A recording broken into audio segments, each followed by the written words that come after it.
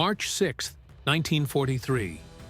Major General George S. Patton, Jr. walked into the headquarters of the U.S. Second Corps in North Africa. The building was quiet. Officers moved through hallways with the shuffling uncertainty of men who knew they had failed. The atmosphere felt heavy with defeat. Then Patton arrived.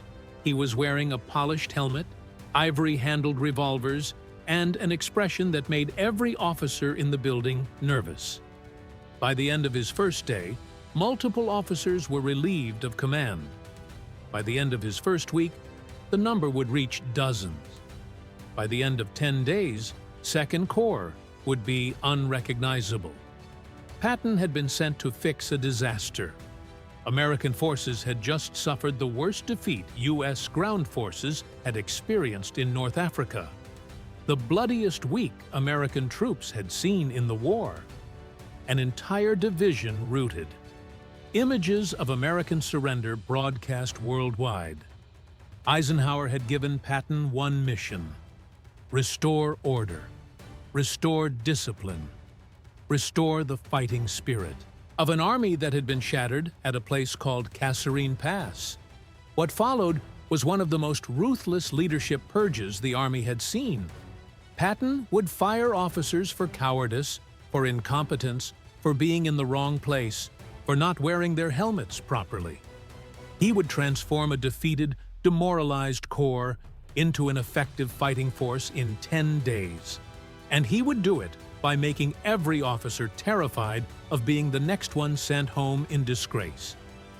This is the story of how Patton saved the American Army in North Africa by destroying the careers of dozens of officers who had failed to fight. Not because they weren't brave, but because they weren't ready.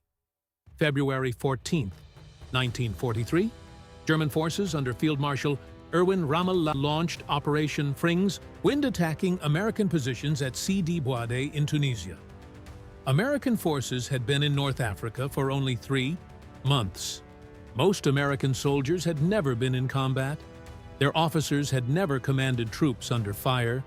They were facing battle-hardened Wehrmacht veterans who had been fighting in the desert for 2 years. By February 15th, the situation was catastrophic. Young soldiers from Kansas and Ohio, who had been told they were the best in the world, were now discarding rifles just to run faster. The German offensive continued. On February 19th, Rommel sent his Panzer Division straight through Kasserine Pass. Within hours, the defense collapsed completely. Major General Lloyd Fredendall commanded Second Corps from headquarters 70 miles behind the front lines. When the German attack began, Fredendall couldn't coordinate a response. He didn't know where his own units were. He blamed his subordinates for failures that stemmed from his own poor planning. By February 24th, when the battle ended, American forces had suffered over 6,000 casualties. The 168th Infantry Regiment lost 2,000 men. The REE 1st Armored Division lost 183 tanks. Hundreds of Americans were captured and paraded before German cameras for propaganda purposes. British commanders questioned whether American troops could fight effectively. German commanders concluded that Americans were poorly led and easily defeated. Something had to change immediately. Eisenhower knew exactly who to send. George S. Patton, Jr. was 57 years old in March 1943. He had commanded tanks in World War I and had written doctrine manuals for armored warfare between the wars. He was known throughout the Army as a brilliant trainer of troops and a fierce disciplinarian. He demanded perfection. He accepted no excuses. He believed that discipline under pressure separated winning armies from losing ones. Patton believed that American soldiers were not inferior to German soldiers. They were simply poorly led and poorly trained. Given proper leadership and aggressive tactics, Americans would win every time. Eisenhower had worked with Patton for decades. He knew Patton could train troops brilliantly and restore confidence. But Patton was also ruthless with officers he considered incompetent. He would fire commanders without hesitation. That ruthlessness was exactly what Second Corps needed. On March 6, 1943, Eisenhower relieved Fredendall and appointed Patton as the new commander of Second Corps. Patton's orders were simple. Fix this. Make them fight. Do it fast.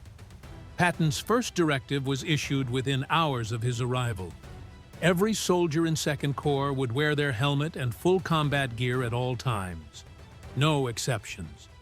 The first officer he fired was sitting at a desk without a helmet. He didn't even have time to stand. Patton told him to pack his belongings and report to the rear immediately. 20 years of service ended in one sentence. Officers who appeared without helmets were relieved on the spot. Within 24 hours, every person at Second Corps headquarters looked like they were ready for combat inspection. Patton's second directive concerned saluting. Every soldier would salute every officer. Military courtesy would be enforced rigidly. That night, Patton met with his senior commanders. American soldiers hadn't failed at Kasserine. American leadership had failed them. March 7, 1943. Patton drove to the forward positions of Second Corps. He wanted to see for himself what the tactical situation looked like and how officers were performing. At the 1st Battalion headquarters he visited, the commanding officer wasn't present. He was back at the division command post. His executive officer didn't know exactly where all the battalion's companies were positioned. Patton relieved the battalion commander immediately. He appointed the executive officer as acting commander and told him if he didn't know his positions by tomorrow, he'd be gone too. At the next position, Patton found a company commander who had established his command post 500 yards behind his forward platoon. The officer explained he needed to be positioned where he could coordinate communications. Patton told him a company commander belongs with his lead elements, not behind them. If you can't see what your troops are seeing, you can't lead them effectively. The officer was relieved and sent to the rear. Over the next 3 days, Patton visited dozens of positions. He fired officers who weren't at the front. He fired officers whose defensive positions were poorly organized. He fired officers who couldn't answer questions about their tactical situation. Patton also began evaluating his division and regimental commanders. He would watch them closely during the upcoming operations. Those who performed well would be promoted. Those who failed would be relieved. Major General Orlando Ward of the 1st Armored Division was among those under scrutiny. The message spread through Second Corps instantly. Get to the front. Know your positions. Be ready to answer the general's questions, or you're done. Every time a Jeep engine sounded in the distance, officers tensed. They knew Patton was coming. They knew there would be no second chances. You were either a leader or you were heading home. The effect on morale was complex. Some officers were terrified. Others were energized. Soldiers in the ranks saw that leadership was being held accountable for the Kasserine disaster. The Army was learning a harsh lesson. Defeat had consequences. Poor leadership had consequences. And Patton was making sure everyone understood those consequences personally. Patton didn't just fire officers. He implemented immediate tactical training to fix the problems that had caused the Kasserine defeat. American tank tactics had been defensive. Patton changed this. Tanks would be used for aggressive maneuver and rapid exploitation. Artillery coordination had been chaotic at Kasserine. Patton demanded that fire missions would be delivered within minutes, not hours. Infantry-tank coordination was practiced daily. American infantry had panicked when German tanks appeared at Kasserine because they didn't know how to fight with their own armor units. Patton emphasized speed and aggression. American forces would not sit in defensive positions waiting to be attacked. They would attack first, attack hard, and keep attacking. That opportunity came faster than anyone expected. Eisenhower approved Patton's request to launch an offensive operation toward the town of Guettar. The attack was scheduled for March 17, 1943. That gave Patton exactly 11 days from taking command to launching an offensive. Not every officer was fired. Patton identified subordinates who understood combat leadership and promoted them to larger responsibilities. Major General Omar Bradley had been sent to North Africa by Eisenhower as a special observer during the Kasserine battle. Bradley's job was to assess the situation and report back on command performance. His observations had been clear-eyed and accurate. Eisenhower trusted Bradley's judgment completely. After Kasserine, Bradley had recommended Patton as the right man to fix Second Corps. Now Patton was making Bradley his deputy commander. Bradley would handle much of the staff coordination, while Patton focused on tactics and leadership. It was an effective partnership that would continue through the rest of the war. Several battalion and regimental commanders who had fought well during the broader Kasserine period were identified for key positions. Officers who had maintained discipline under pressure. Leaders who had kept their troops fighting, even when the situation was desperate. These officers became Patton's cadre. He placed them in key positions throughout Second Corps. They understood what he expected. They could train other officers in aggressive tactics. They had already proven themselves in combat. Patton's personnel decisions were brutal, but not arbitrary. He wasn't firing officers randomly. He was removing officers who couldn't perform and promoting officers who could. The junior officer and NCOs of Second Corps noticed this pattern immediately. Competence was rewarded. Failure was punished.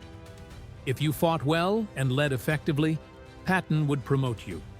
If you failed to lead or showed cowardice, you were gone.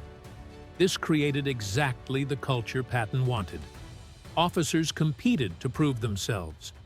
Nobody wanted to be the next one relieved. Everyone wanted to be recognized as one of the aggressive leaders Patton valued. By March 15th, Patton had begun reshaping Second Corps' command structure. Corps headquarters staff had been replaced. Battalion and regimental commanders were being evaluated. But changing personnel was only half the battle. Patton still had to change how these men thought about themselves. The most important change Patton created wasn't tactical. It was psychological. American soldiers stopped thinking of themselves as defeated and started thinking of themselves as dangerous. Patton's command style was deliberately theatrical. He gave profane speeches. He projected absolute confidence that American forces were superior to any enemy. Soldiers who had been depressed and uncertain after Kasserine responded to this energy. Patton didn't make excuses for the defeat. He didn't coddle them. He told them they were going to win, and he expected them to prove it. The nightly patrols and aggressive posture created momentum. American forces stopped reacting to German actions and started initiating contact. Small victories in patrol actions built confidence. German forces noticed the change. Intelligence reports from March 1943 describe American forces as more aggressive and better coordinated than in February. German commanders were surprised by how quickly the Americans had improved. This was exactly what Patton had intended. He wasn't just rebuilding Second Corps tactically. He was rebuilding it psychologically. American soldiers needed to believe they could beat the Germans who had routed them. The harsh discipline and constant inspections served this purpose. Soldiers who looked sharp felt sharp. Units that moved with precision felt professional. The external signs of military competence created internal confidence. British observers were skeptical. They thought Patton's emphasis on appearance and regulation was superficial showmanship. They were about to find out. March 17, 1943, 5:30 a.m. American artillery opened fire on German positions near Guettar. The barrage lasted 30 minutes. Then American infantry and armor attacked. The 1st Infantry Division led the assault. These were the same troops who had been humiliated at Kasserine. Now they were attacking with the tactics Patton had drilled into them. By noon, American forces had advanced 6 miles and captured Guettar. The first objective achieved ahead of schedule. On March 23rd, German forces counterattacked. This was the test. Would Second Corps break like at Kasserine, or would it hold? German panzer forces attacked head-on. American artillery destroyed the first wave of tanks. American anti-tank guns engaged at close range. American infantry held their positions instead of retreating. The German attack was stopped cold. Over 30 German tanks were destroyed. The counterattack had failed completely. American forces had proven they could fight defensive battles against German armor. The psychological wounds of Kasserine were beginning to heal. By April 7th, American forces had advanced over 50 meters. They had proven that American soldiers could fight effectively against the Wehrmacht. Guettar wasn't the largest battle of the North African campaign, but it was the most important for American forces. It validated Patton's brutal leadership methods. Dozens of officers had their careers destroyed by Patton's purge. Most were corps headquarters, staff officers, and battalion-level field commanders. A few regimental commanders. Some were sent back to the United States and assigned to training commands or staff positions. Their combat, leadership careers were over. Some of these officers were legitimately incompetent. They had failed under pressure. They had made poor decisions. They deserved to be removed from combat command. But others were competent administrators who simply weren't suited for frontline combat leadership. Patton didn't distinguish. Combat command required aggressive leadership. Anyone who couldn't provide it was removed. The personal cost was devastating. Many were decent, patriotic Americans who had given everything to the service. They packed their belongings in the middle of the night and headed home to face a lifetime of what-if questions. The Army handled these reliefs quietly. No formal charges were filed. Officers were simply reassigned with vague explanations. This protected the institution while removing inadequate leaders. It was cold and efficient. It was also brutal for the officers involved. The officers who survived understood the lesson. Leadership under fire was unforgiving. Mistakes had consequences. Performance mattered more than intentions. This culture persisted throughout the war. American forces developed a reputation for relieving commanders quickly when they failed to perform. Even senior officers like Orlando Ward, relieved April 5th, learned that rank didn't protect you. Whether this approach was fair to individual officers is debatable. Whether it created a more effective army is not. Patton commanded Second Corps for only 40 days. On April 15, 1943, he was reassigned to command 1st Armored Corps in preparation for the invasion of Sicily. Omar Bradley was promoted to command 2nd Corps. He maintained Patton's standards for discipline and aggressive tactics. The culture Patton created persisted. 2nd Corps would go on to fight successfully in Tunisia, Sicily, and Italy. The divisions that had been routed at Kasserine became veteran units with excellent combat records. Patton himself would command the 7th Army in Sicily, and later the Infanterie, 3rd Army in France. He would become the most celebrated American ground commander of World War II. But the North African purge remained controversial. Some officers admired Patton's ruthless accountability. Others believed he had destroyed careers unnecessarily. By May 1943, the North African campaign was over. American forces had proven they could fight effectively against the Wehrmacht. The officers Patton had promoted went on to distinguished careers. The officers he relieved disappeared from military history. The soldiers of 2nd Corps who had been defeated at Kasserine went on to storm beaches in Sicily and Italy. They became veteran units with excellent combat records. Patton's purge taught the American Army lessons that shaped military doctrine for decades. Leadership accountability became core principle. The Army developed systems for rapid relief of commanders who failed to perform. The British operated differently. Failed commanders were reassigned rather than removed. The American approach created a more adaptable army. Patton himself would eventually be removed from command in 1945 for his outspoken political statements. The system he helped create was eventually used against him. The statistics tell the story clearly. At Kasserine Pass, 2nd Corps was routed. At Guettar, 2nd Corps defeated German counterattacks. The difference was leadership. Patton saved the army by breaking its heart. He sacrificed the careers of the few to save the lives of the many. And when 2nd Corps attacked at Guettar, those soldiers were fighting because he had finally made them believe they were worth fighting.